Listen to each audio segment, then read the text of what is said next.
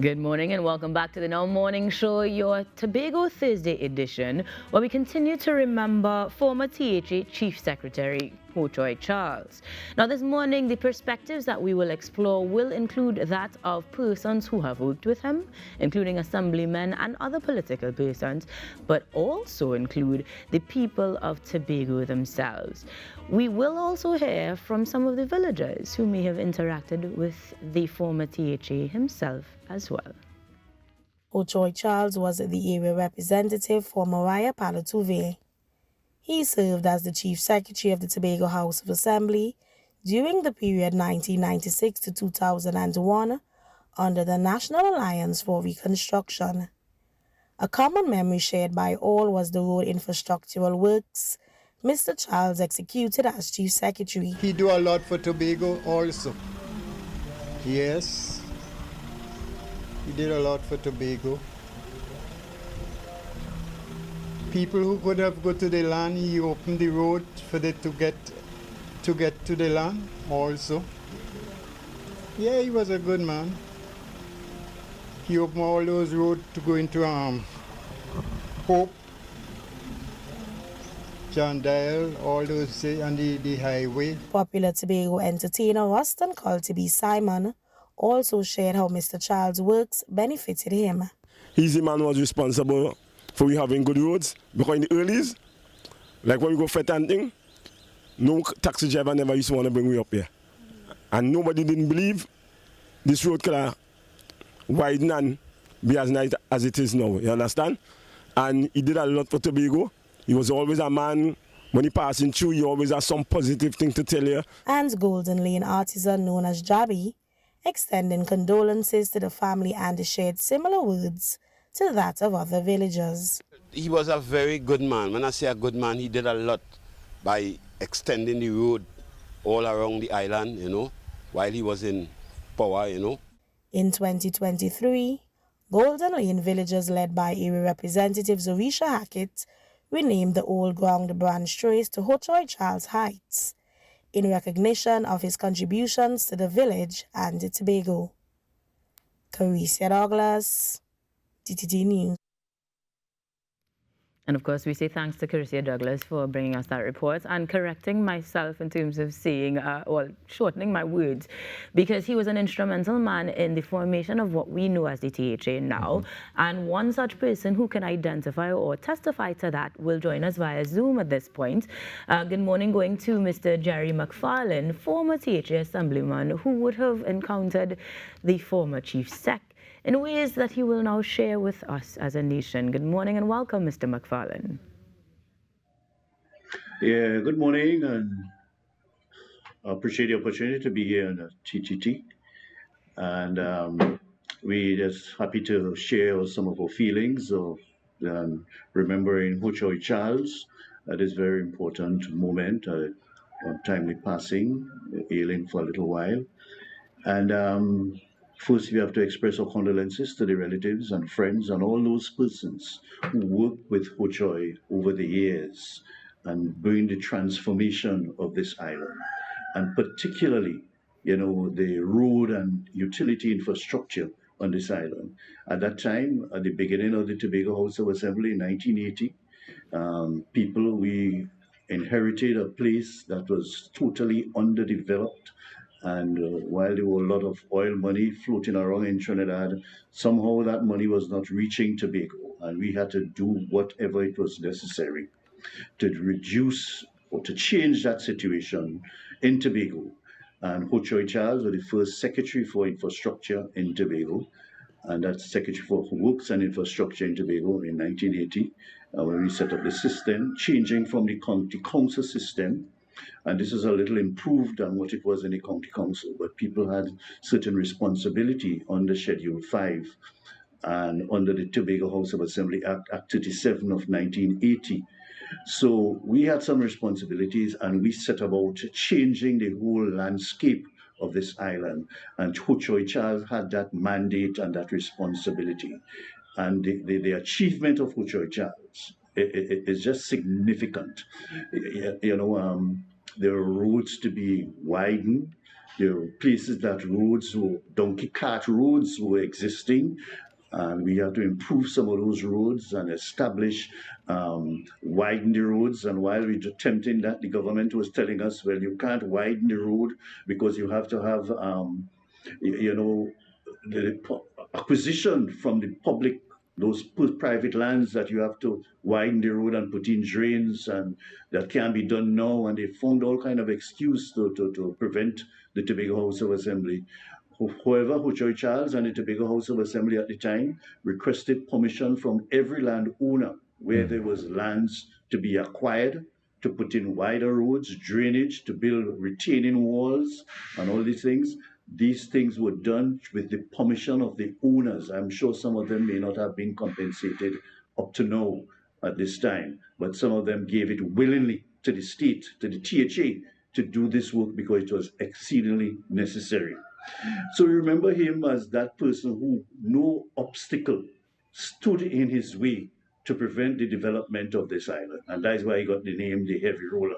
He crushed every particular obstacle and enlightened people and let people bought in. People had to be buying to the process, and that is after winning the election. I think it was 10-2 or something like that in the early days. Yeah. So Mr. Macfarlane, let me just jump in here because I want to bring into the conversation CEO of Independent Engineering Consultants Limited. He joins us on set, Dr. Allison Williams. Good morning to you, Dr. Williams. Welcome to the show. And I just wanted to get to give us a brief overview of your relationship with Mr. Charles.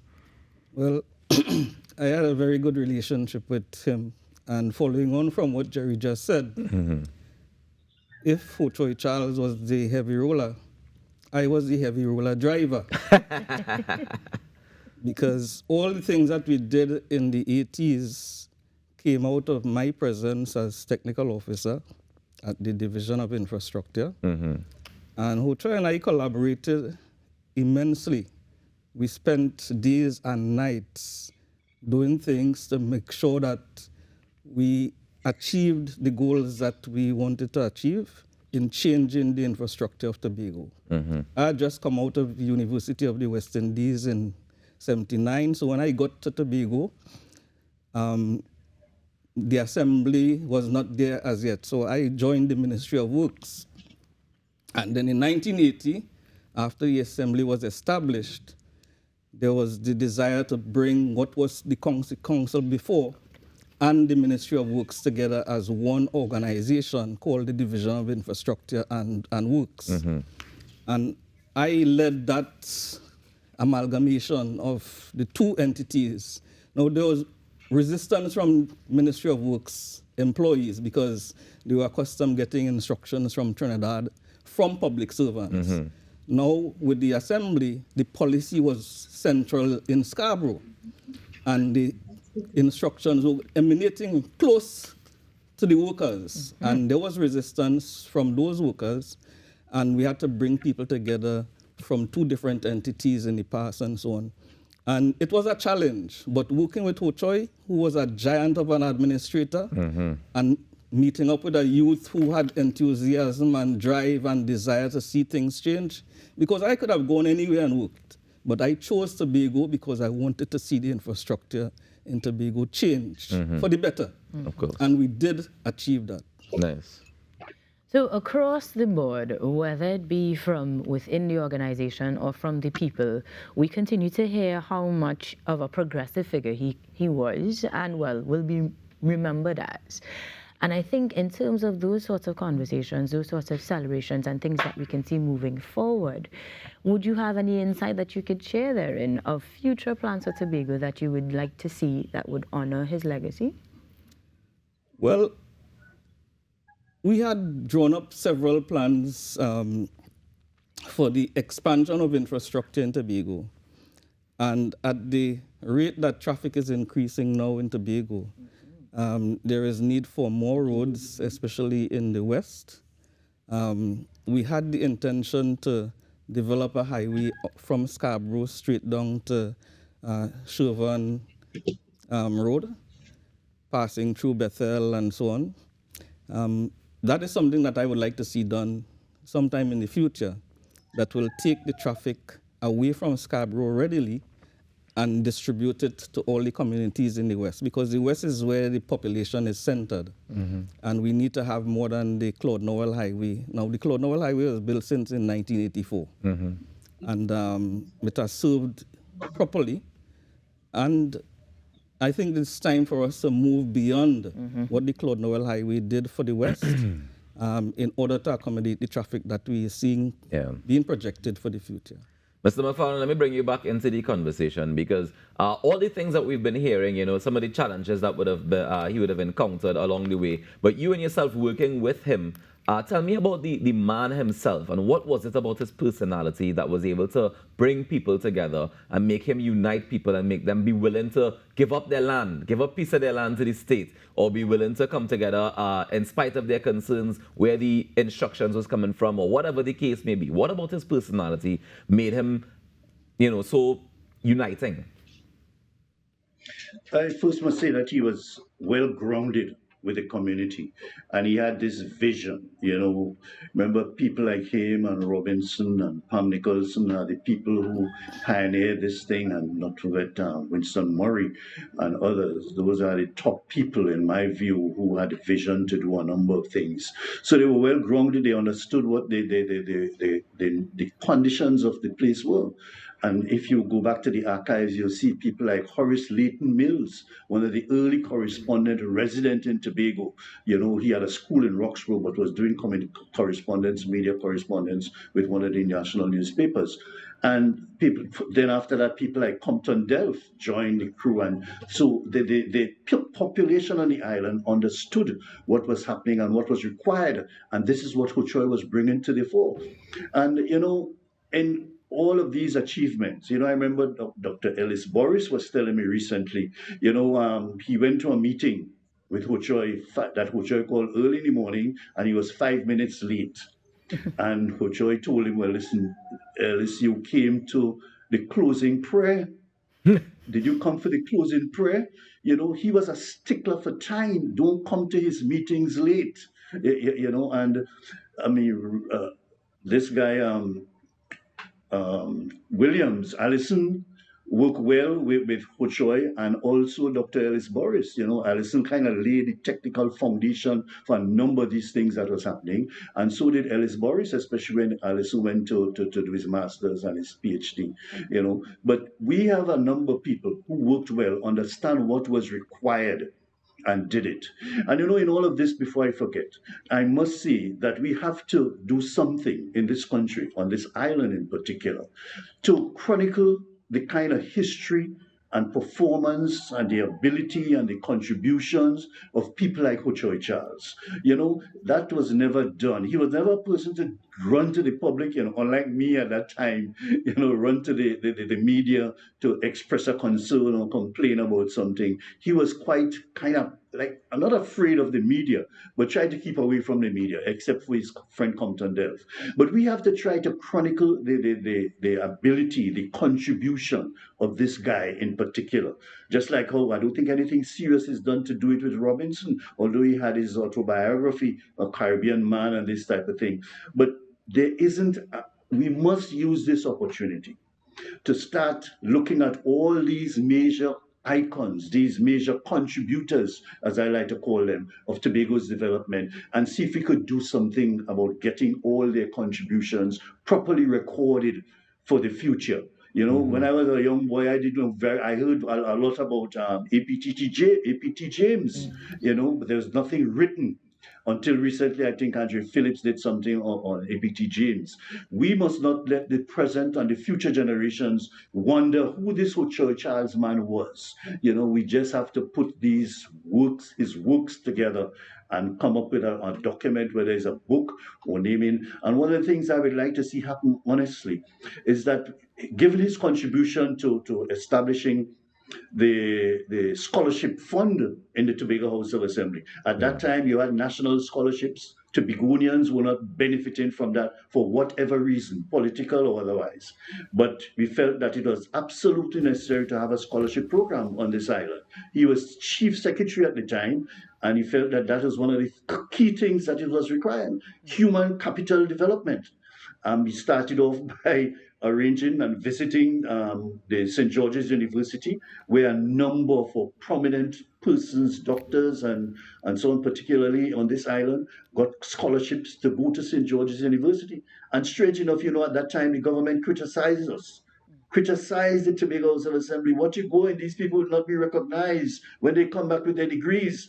And I live to see persons who got scholarship, went to St. George's, and come back to Tobago, now being part of the same medical board that was saying that we would not be recognized. These people would not be recognized. The Medical Board of Trinidad and Tobago, So we have a lot to do in recognizing and seeing the kind of contributions. I don't know if I Mr. Macfarlane, let me jump in a little bit. Went into putting that road at Mount Dillon Hill, how they reconstructed that area. That is a masterpiece of engineering, and many other jobs and projects that they undertook on this island really opened our eyes to see the level of deprivation that this island suffered under different administration. So credit Mr. Macfarlane, let me ask that you... all the other people who supported it. I'd like to ask how you'd outright like to see that demonstration or that documentation of the legacy of Hochoy, the former CHA Chief Sec, because you've described a number of ways that he's impacted. We have academics, we have infrastructure, we even have sitting right here with us in studio, whose opinion I will come to as well, in terms of many ways that we can do that.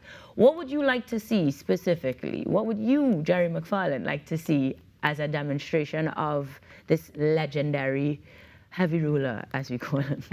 Personally, I would like to see, and I've discussed it with some of the persons who were around at that time. I would like to see, especially given his contribution to giving scholarships to Tobagonians at that critical time. Yeah. I would like to see, just like how this guy from Bishop High School, had the Bowl Scholarship at Bishop High School. This man was a dentist, and he saw the need for scholarship and human development on this island, and he decided to give a scholarship. The Bowl Scholarship at Bishop High School, But I would like to see the scholarship fund called the Hochoy Charles Scholarship Fund. So every year, annually, you'll have a scholarship or two or three or persons in the Tobago space or who want to contribute, get funding. The THA set up this scholarship fund named after Hochoy Charles. And bear in mind that it could be scholarship for engineering, or coastal defense or something like that, especially in a marine environment like Tobago. And also he was Secretary for Health. Right. Don't forget that. He was also Secretary for Health at one point in time. So maybe you can continue to give special scholarships for people in the medical field.